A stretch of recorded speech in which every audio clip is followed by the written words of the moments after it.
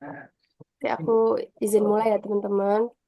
Assalamualaikum warahmatullahi wabarakatuh. Selamat malam. Em, Hari ini kita akan diskusikan mengenai tugas kelompok PKN yang diberikan oleh Ibu Murni, yaitu tentang putusan pengadilan yang dirasa janggal atau tidak adil. Sebelum memulai, mungkin bisa dimulai dari perkenalan dulu.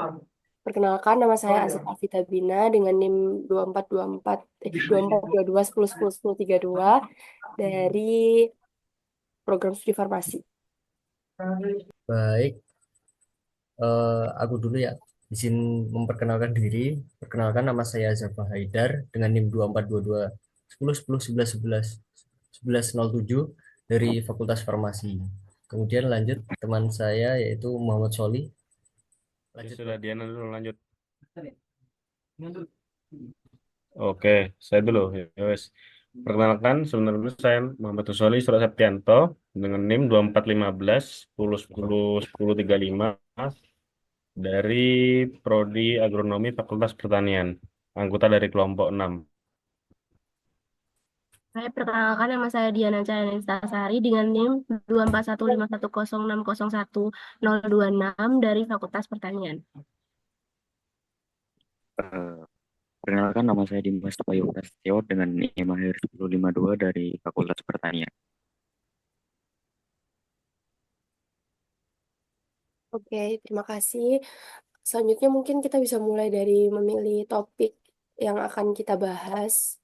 Yang pertama tadi mungkin sudah dimulai diskusi diskusi di grup ya teman-teman, diskusi sederhana dan kita sepakat untuk memilih kasus pembunuhan oleh pelaku Ronald Tanur yang saat ini sudah masuk ke putusan pengadilan tapi dirasa hukumannya itu tidak sesuai seperti itu.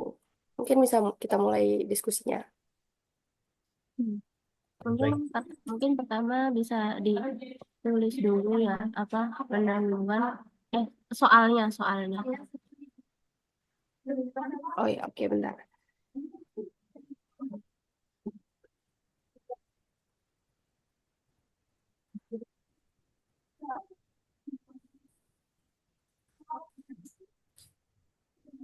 Hmm.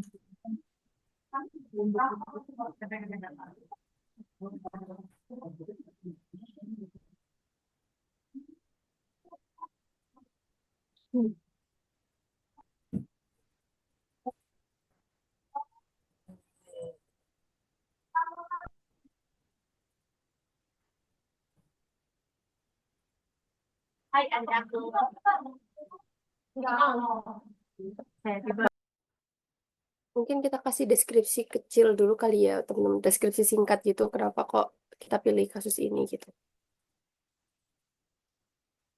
Ada yang mau mulai memberikan pendapat mungkin?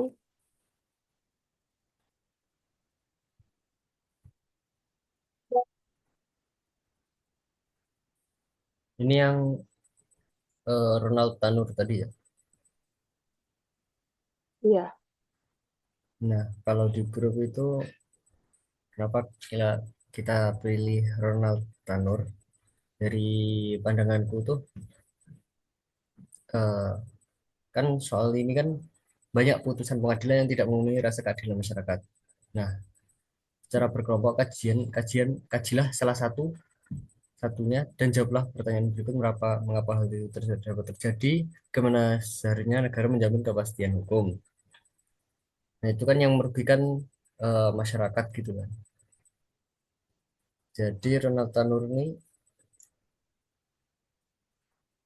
membunuh keluarga dari si Dini kan. Nah, keluarga Dini kan juga termasuk dari salah satu masyarakat tersebut.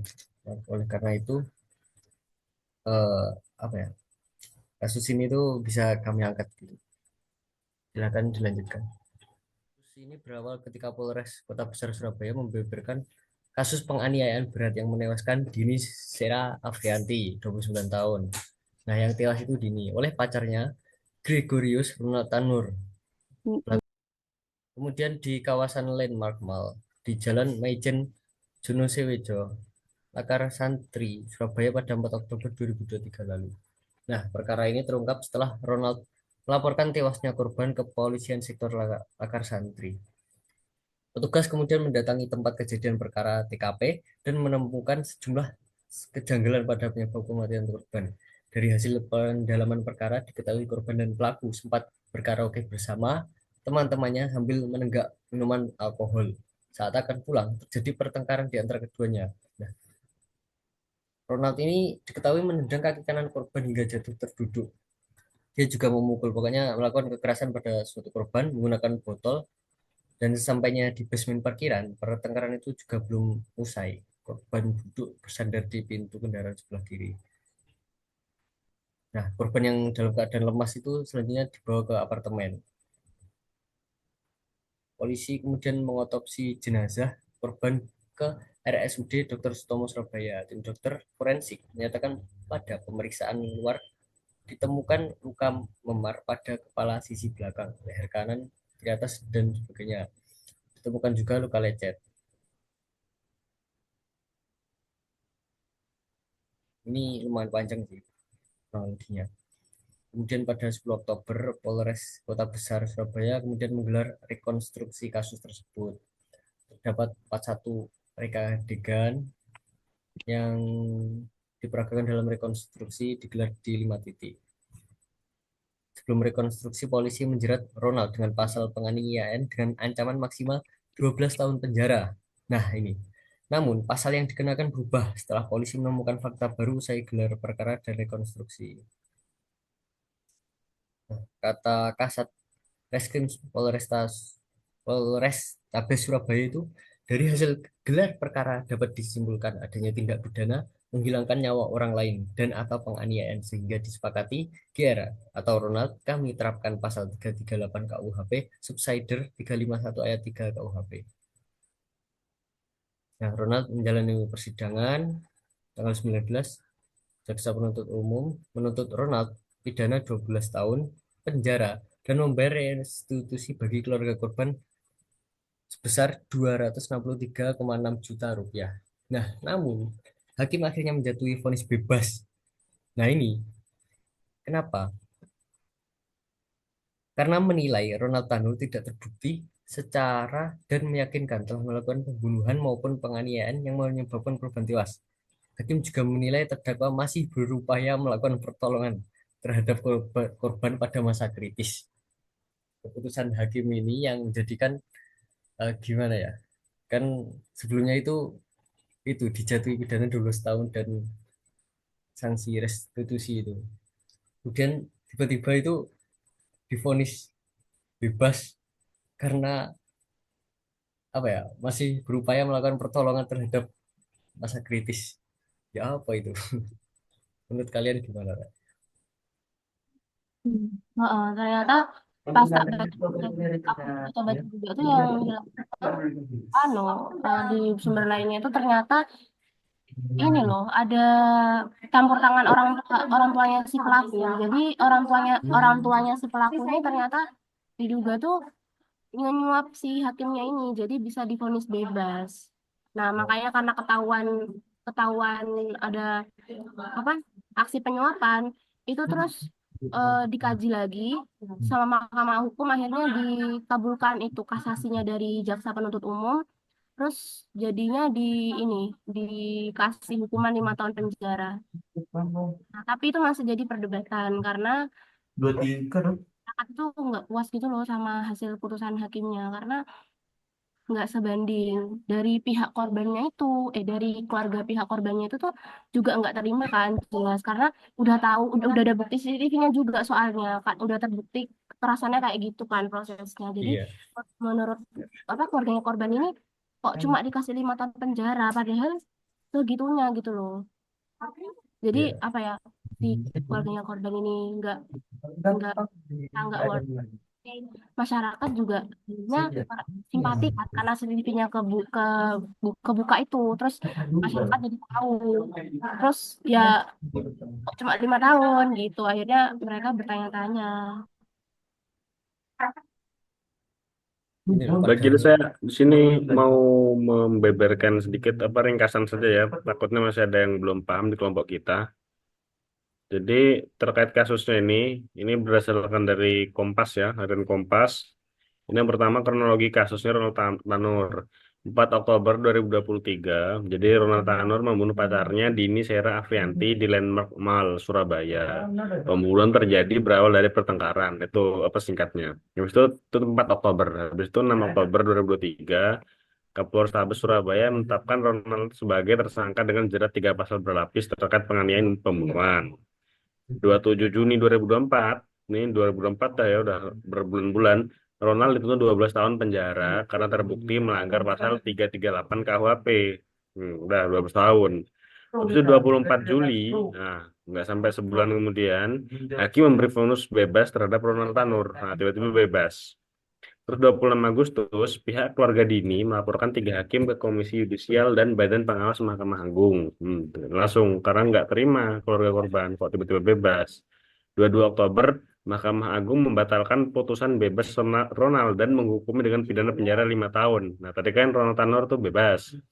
Nah, terus nggak terima korbannya, keluarga korban. Akhirnya Mahkamah Agung ngasih pidana tapi cuma 5 tahun. Nah, habis itu tanggal 23 Oktober besoknya, Kejaksaan Agung menangkap 3 hakim Pengadilan Negeri Surabaya dan seorang pengacara terkait dugaan suap uang senilai 20 miliar. Ya dugaan suap. Nah, kemudian uang senilai 20 miliar yang katanya untuk yang suap tadi itu sudah disita. Habis itu 24 Oktober lagi, besoknya lagi, ketiga 3 hakim diberhentikan sementara dan terancam dihukum penjara seumur hidup. Hanya saja di sini disampaikan sih di berita ini penjaranya 9 tahun penjara, ada yang 12 tahun penjara. Gitu. Oke, itu dari sedikit pemaparan dari saya. Mungkin ada yang ditanyakan atau sudah paham, kita bahas selanjutnya.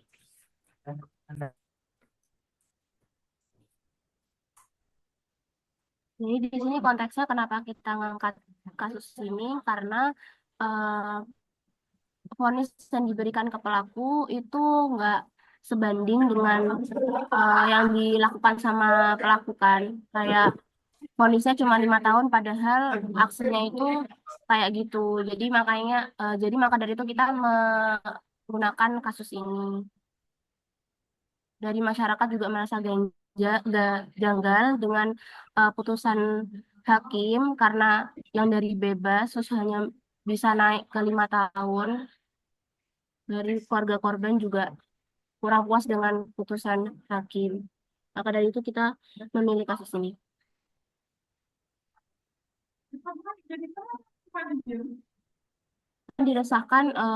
Diresahkan masyarakat itu nanti tidak memberi efek jera kepada pelaku dengan hukuman hanya 5 tahun itu.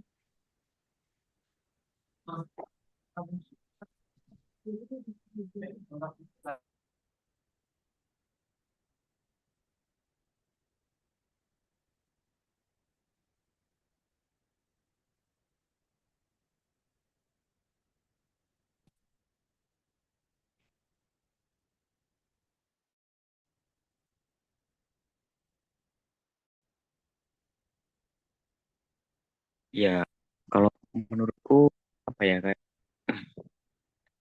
eh, halo, suaraku terdengar nggak? Terdengar, terdengar. Dengar.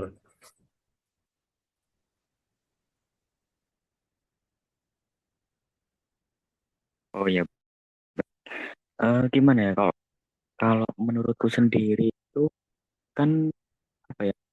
Aku kayak sebenarnya juga ini juga sih gara-gara yang cuma si pelaku itu cuma diiniin apa masa hukuman cuma 5 tahun kan kayak apa ya kayak kasusnya kan bener-bener ini besar terus dari korban juga itu kan kalau dari yang aku baca itu kan korban mengalami ini ya kayak luka-luka seperti di kepala belakang terus leher kanan kiri dada perut paha lutut tungkai dan punggung serta kayak ada luka-luka lecet di bagian punggung atas. Nah itu kayak apa gitu dikasih 5 tahun itu sedikit bukan sedikit ya emang pantas aja gitu, cuma 5 tahun.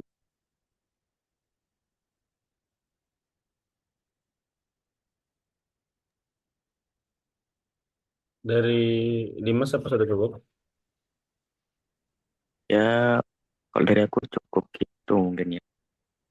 Ya, baik, kalau dari saya pribadi langsung saja saya ingin menjawab pertanyaan ya yang diajukan, yaitu mengapa hal tersebut bisa terjadi. Dari beberapa literatur yang saya baca, hal-hal tersebut itu memang bisa terjadi dikarenakan hukum di Indonesia itu masih mudah dirubah, masih mudah dirubah, dan juga masih banyak terjadi kong kali kong di pemerintahan, khususnya di apa istilahnya ya, ya di kehakiman seperti itulah ya. Nah, hanya seperti contoh yang di kasus Ronald Tanur ini, jadi hakim tersebut itu ketiganya itu menerima suap. Nah, karena ya memang mungkin entah karena hukum di sini itu ringan atau bagaimana, ya sepertinya karena itu ya, karena saya juga bukan ahli hukum sebenarnya. Jadi mereka tuh berani melakukan tindak pidana korupsi, ya dengan menerima suap itu maksudnya. Oleh karena itu karena mereka yang menyuap, jadi hukuman Ronald Tanur ini yang semulanya 12 tahun, walaupun sebenarnya 12 tahun tuh kalau yang nggak bisa mengganti nyawa ya bagi menurut pendapat saya, tetap nggak terima aslinya, sudah dibunuh cuma cuma apa cuma 12 tahun, ini malah 5 tahun. Itu kan sangat sangat aneh sekali gitu loh. Jadi hal ini bisa terjadi dikarenakan hukum di Indonesia ini yang masih belum jelas, kemudian masih bisa diubah-ubah, kemudian masih termasuk ringan. Itulah yang menyebabkan hal ini terjadi. Dan juga masih banyak celah untuk mengotak-ngatik hukum di negara ini. Itu kalau pendapat saya sih.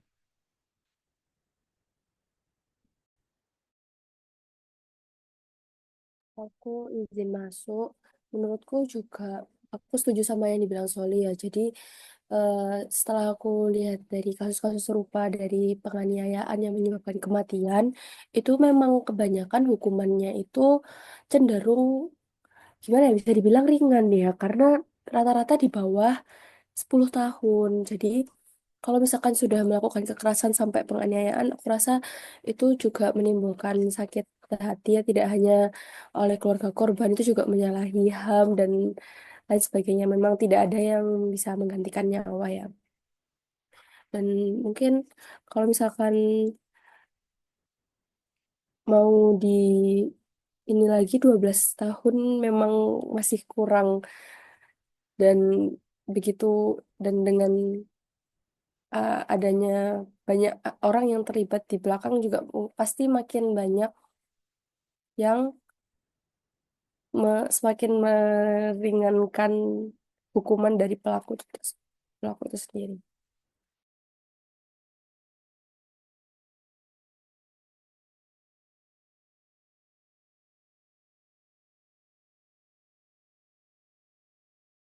Bisa move ke pertanyaan kedua, pindah ke pertanyaan kedua.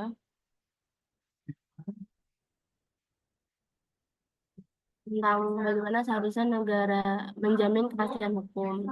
Mungkin dari teman-teman ada yang mau menanggapi pertanyaan ini terlebih dahulu, membuka Aku mungkin sama membuka dikit teman-teman. ya. Kalau ada salah kata mungkin bisa dikoreksi atau mungkin ditambahkan dari teman-teman. Menurut saya itu yang pertama itu menyusun peraturan perundang-undangan yang jelas, tegas dan konsisten. Jadi ya hukum yang ditulis itu di UUD, UU PP itu harus dengan bahasa yang jelas, tidak multitafsir. Kemudian yang kedua itu menegakkan hukum itu secara adil ya, tanpa diskriminasi gitu. Kadang kan kita sering melihat itu hukum apa ya, tajam ke bawah tumpul ke atas gitu. Sering banget ini apa ya, kita mendengar itu di negeri kita tercinta ini.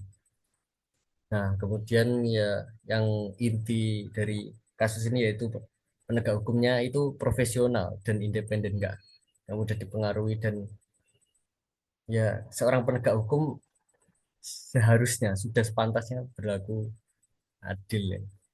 Dia sebagai penegak hukum harus profesional karena ini menyangkut apa ya, keadilan dan tanggung jawabnya besar gitu. Perlu kepastian juga dalam proses hukum, pengawasan dan evaluasi serta memberikan akses hukum ke semua negara gitu.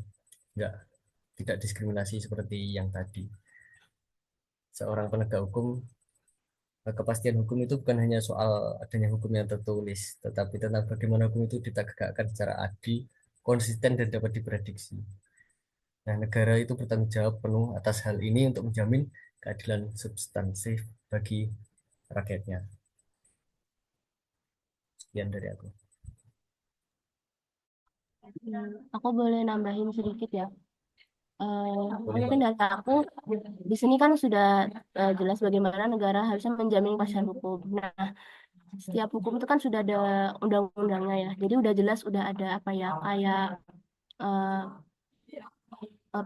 pegangannya gitu, undang-undangnya udah jelas. Seharusnya eh, penegak hukum itu karena kita udah punya undang-undang ya harusnya berkiblatnya ke undang-undang gitu. Jadi nggak nggak pandang bulu buat menjatuhkan hukuman, apalagi ini kan konteksnya pelakunya ini tuh orangnya berpower ya, punya uang banyak gitu. Jadi kalau misalnya contoh kasus kayak gini aja itu kalau misalnya apa ya nggak di vonisnya itu tidak memuaskan, itu kan akhirnya pandangan orang-orang berarti benar gitu. Kalau kita punya uang ya udah kita mau ngelakuin apa aja bisa. Kalau misalnya eh, penegak hukum tetap apa ya cuma mandang uang gitu ya. Padahal sudah ada undang-undang yang jadi pegangan gitu. Udah pasti sebenarnya hukumnya itu sudah hukum itu negara tuh bisa menjamin kepastian hukum tuh ya lewat undang-undang karena kita udah ada undang-undang gitu. Harusnya tuh nggak boleh sih melenceng dari undang-undang gitu ya. Kalau seharusnya tetap berpatok ke undang-undang gitu. Kalau misalnya contoh kasus ini aja yang pelakunya orang berada terus cuma dikasih hukuman kayak gitu ya berarti menggambarkan kalau misalnya hukum di Indonesia itu emang uh, gak adil gitu. Mungkin dari teman-teman yang lain. Baik, saya juga izin menambahkan beberapa. Tadi menambahkan dari pendapatnya Zafa juga ya, terkait bagaimana negara ini harus bersikap ya. Menurut saya ini kita harus dari akarnya dulu.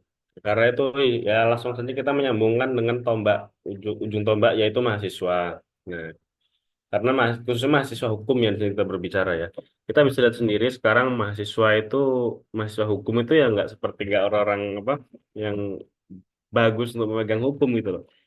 Sekarang saya ke FKIP dulu lah biar gampang analoginya lah. FKIP guru di sini sudah banyak sekali keluar-keluarkan di Indonesia itu gajinya naik, sejahtera dan lain-lain ya. Cuma guru itu menurut saya kok saat mendaftar menjadi mahasiswa, khususnya yang mau jadi guru ya di FKIP itu mendaftar gampang banget gitu loh, kayak nggak ada seleksinya. Sedangkan kalau di Jepang seleksi guru itu setara dengan dokter, jadi ada kualitasnya. Begitu juga di hukum ini. Saya punya teman banyak di beberapa kampus, dia keterima di fakultas hukum. Sedangkan orang itu seperti itu ya, nggak bukan saya apa ya merasa lebih baik ya. Saya tahu lah intinya backgroundnya. Nah, mereka-mereka itu akan meneruskan memegang hukum di Indonesia. Nah, itu yang mengakibatkan hukum itu rusak lama-lama. Kalau kalau yang megang itu salah. Nah, jadi mungkin negara ini harus membenahi dari akarnya dulu ya. Kemudian baru bisa ke atas.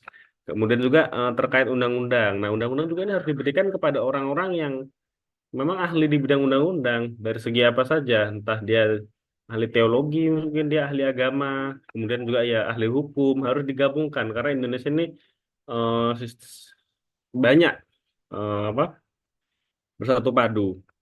Jadi jangan sembarangan lah intinya kayak seperti contoh ya ini kalau dia dilimpahkan saja ke hakim, otomatis bisa nggak adil. Cuma kalau hukum itu dilimpahkan ke beberapa orang, misalnya ada pengamat-pengamatnya atau mungkin mungkin juga bisa dikoreksi oleh masyarakat, insya Allah ya bisa lebih baik seperti itu.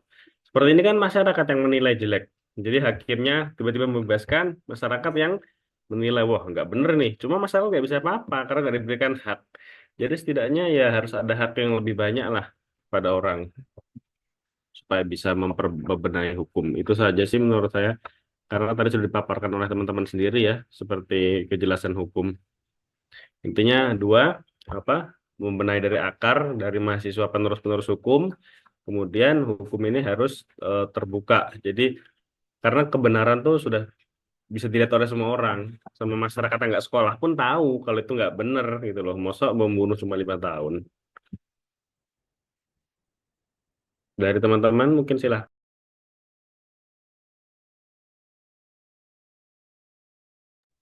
Dari aku cukup sih. Mungkin dari teman-teman lain bisa menambahkan jika ada tambahan, jika tidak bisa lanjut ke kesimpulan dan kita tutup pembahasan untuk kali ini.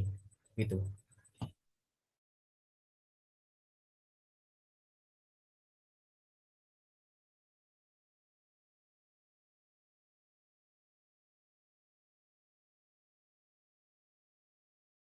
Oke, mungkin bisa kita ambil kesimpulannya dari diskusi malam ini. Kita udah tahu bagaimana kronologi kasus ini tuh bisa terjadi dan bagaimana alasan dan apa alasan kita tuh memilih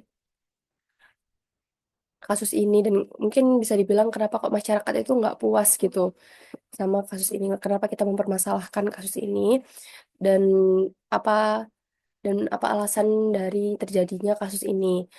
Terus kita juga udah membicarakan bagaimana tindakan yang harus dilakukan oleh negara untuk mengatasi atau untuk menjamin kepastian hukum yang ada di Indonesia dengan memperbaiki dari akar, pembuatan undang-undang oleh orang-orang yang kompeten dan dengan narasi yang jelas, penegakan hukum yang adil dan terbuka, kemudian merekrut penegak hukum yang profesional, melakukan pengawasan dan evaluasi, serta kita tidak pandang bulu dalam menerapkan undang-undang, baik orang kaya, orang miskin, dan lain sebagainya. Mungkin itu aja dari diskusi kali ini. Apakah ada tambahan pendapat dari teman-teman sebelum ditutup? Jadi aku sudah cukup sangat baik dari Dari teman-teman aku semua. juga udah cukup. Ya, Ya, Bisa mungkin menurutku cukupkan. juga udah cukup sih. Oke, karena sudah cukup dari teman-teman, eh, saya izin mengakhiri meeting kali ini. Terima kasih atas waktunya. Wassalamualaikum warahmatullahi Waalaikumsalam warahmatullahi wabarakatuh. wabarakatuh. Waalaikumsalam Waalaikumsalam warahmatullahi Selamat warahmatullahi malam dan selamat wabarakatuh. istirahat, teman-teman. Waalaikumsalam Terima warahmatullahi kasih wabarakatuh. teman-teman semua. Oke, baik. Terima kasih semua.